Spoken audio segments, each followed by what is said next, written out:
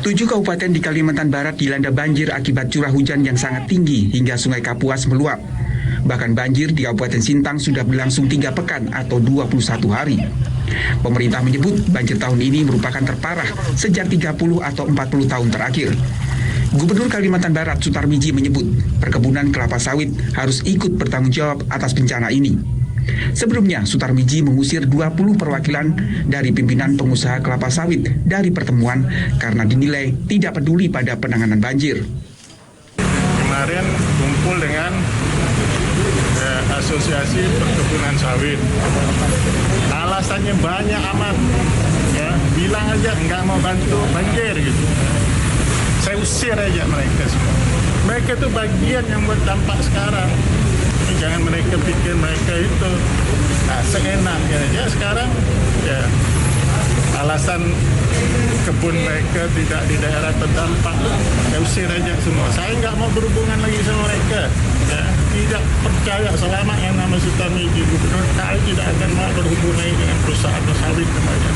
Ya, saya malah lahan-lahan konsesi mereka yang tidak ditanam, saya usulkan untuk dicabut. Dirjen Perkebunan Kementerian Pertanian mencatat luas lahan kelapa sawit di Kalimantan Barat dari tahun ke tahun terus bertambah.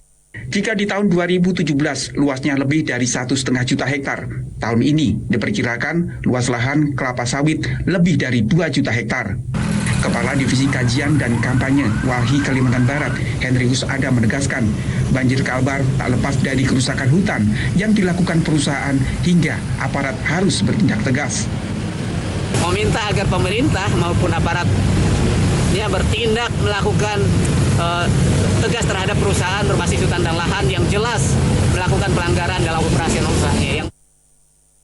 7 wilayah di Kalimantan Barat yang dilanda banjir adalah Kapuas Hulu, Sintang, Melawi, Sekadau, Sanggau, Ketapang, dan Bengkayang. Bantuan terus disalurkan bagi korban banjir, diantaranya bantuan logistik serta peralatan untuk pengungsi. Kemarin mulai dari Mensos dan menteri terkait, dan saya sekarang juga datang, bukan hanya datang melihat kondisi, dan kita juga memberikan bantuan sebagaimana yang menjadi tugas BNPB. Hingga kini sebagian wilayah di Kalimantan Barat masih terendam banjir. Mitigasi tentunya harus terus ditingkatkan. Sementara untuk ke depan, pengawasan vegetasi hutan di hulu dan pengaturan alih fungsi lahan harus semakin ditegakkan agar bencana ini tidak terulang. Tim Liputan Kompas TV. Saudara, perubahan iklim dan kerusakan lingkungan diduga ikut memicu banjir Kalimantan Barat yang sudah 3 pekan berturut-turut, belum juga surut. Benarkah lingkungan telah rusak akibat alih fungsi lahan yang tidak mengindahkan lahan penyerapan air?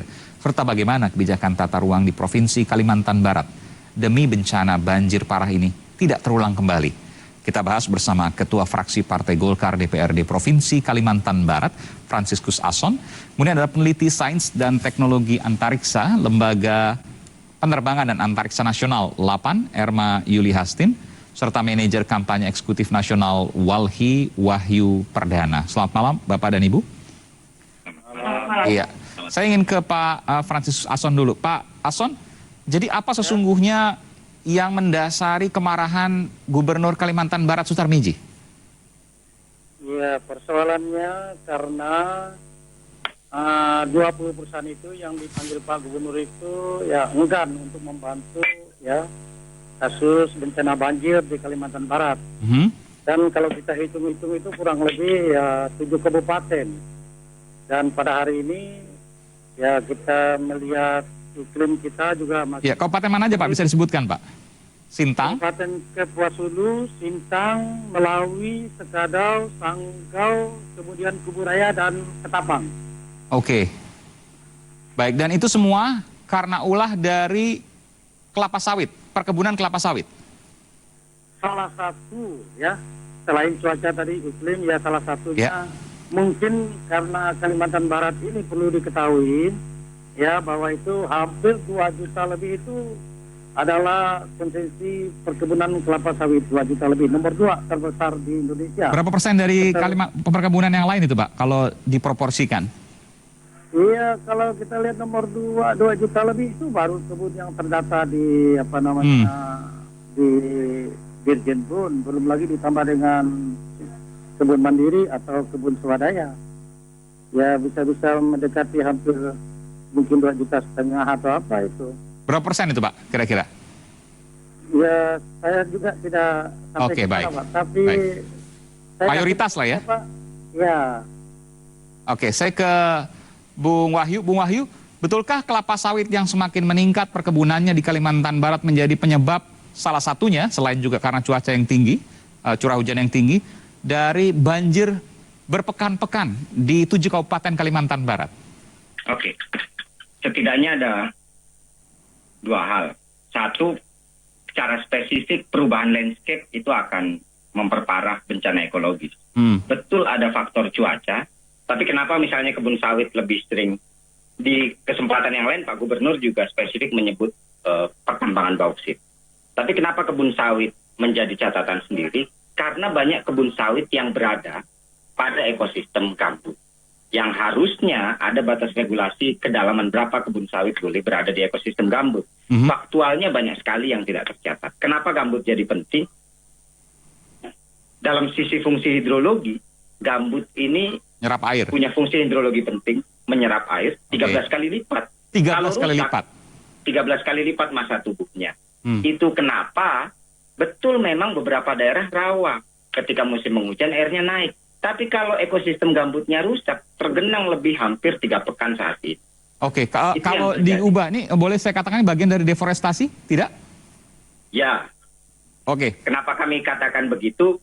Setidaknya dalam 2 pendekatan, regulatif ataupun dalam pendekatan definitif ilmiah. Kalau definitif ilmiah, perubahan peruntukan, landscape-nya berubah, deforestasi. Ya. Pendekatan regulatif antara kawasan hutan dan di kawasan hutan berubah menjadi tidak kawasan hutan, itu deforestasi. Bahkan catatannya, BPK itu punya audit khusus untuk sektor perkebunan sawit, hingga Februari 2019, Kalbar itu sudah ada pelepasan kawasan hutan untuk sawit, padahal itu dalam masa moratorium ya. Saya menghitung itu yang dari 2015-2018. artinya izin-izin itu kan dari gubernur juga dong?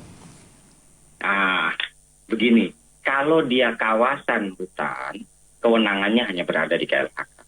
Kewenangan hanya ada di Berada di KLHK. Kementerian KLHK. Betul. Oke. Kalau kemudian dia diambil dari APR atau area penggunaan lain, kewenangan tertingginya di BPN. Kedua model nomenklatur kelembagaan ini, daerah dulu itu kewenangannya 1 izin lingkungan, 2 memberikan izin lokasi. Izin lokasi itu pengantar saja. Dia bukan izin untuk operasi. Oke, kalau kita bicara kasus ini, kelapa sawit yang terus bertambah dan dituding menjadi penyebab salah satunya banjir berpekan-pekan di Kalimantan Barat, apakah perkebunan kelapa sawit ini izinnya langsung ke KLHK atau yang utama lewat Gubernur Kalimantan Barat? Dalam konteks ini, mohon maaf, pasca Omnibus Law kewenangan Pemda hilang semua, termasuk hak komplain masyarakat. Dan jangan hanya lihat yang... Jadi Anda mengatakan izin ini langsung dari pusat, Kementerian KLHK? Dilihat rentang waktunya. Kalau pasca dari 2015-an, maka rekomendasi-rekomendasi hanya bisa dari pemerintah daerah di provinsi, tapi ketok akhirnya tetap berada di KLHK ataupun di BPN. Oke, setelah Omnibus Law, mulai September atau Oktober 2020 lalu, langsung Oktober ke Kementerian KLHK. 2020 yang lalu, dipotong semuanya yang di daerah ditarik ke atas. Bahkan Komisi AMDAL kan juga hilang di daerah. Sayangnya begini, yang kami agak marah dalam konteks di Kalbar, pemerintah tahu ada kebun sawit berada dalam kawasan hutan secara tidak sah. Saya kutip itu kalimat letterless dari audit BPK, dan itu hanya uji petik. Di antara uji petik 6 provinsi, salah satunya Kalbar. Dan ada yang berada dalam kawasan hutan secara tidak sah. Pasca Omnibus Law itu dimaaf. Bahasa kami pemutihan kejahatan korporasi, karena diberi waktu 3 tahun untuk membereskan syarat administrasinya. Harusnya dengan regulasi lama, penegakan hukum dong. Oke, lewat pemerintah provinsi maksudnya? Kalau di kawasan hutan pasti lewat pemerintah pusat. APL berada di BPN.